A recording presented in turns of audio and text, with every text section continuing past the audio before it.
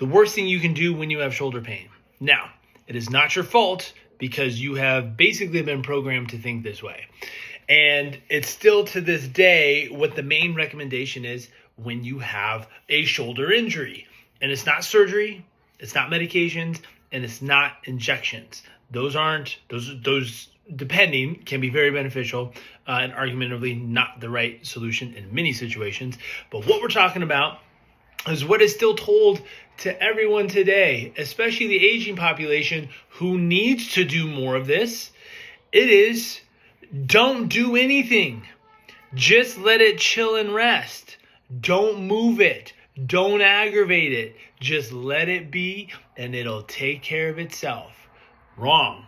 And what ends up happening is so many of you then do that. And what happens after an injury is you have your ability to do certain things has been narrowed down because of the pain. Makes sense, right? And now all of a sudden, because you're scared to move, you start doing less and less and less. And now your ability to move or do almost anything with your shoulder has been completely narrowed down to the point of you not being able to do anything. And now each and every little movement, you feel that same pain in a much more narrow window, and then you're scared, so then you do less and less. And in many cases, this ends up being turning into frozen shoulder because you've just like adhered it and locked it to your body. But even worse than that is you've now created this overwhelming fear around any sort of movement.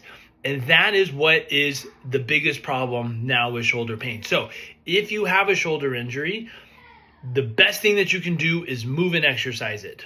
Now, knowing what to do and how much to do is important, right? But if you don't, you will only magnify the issue.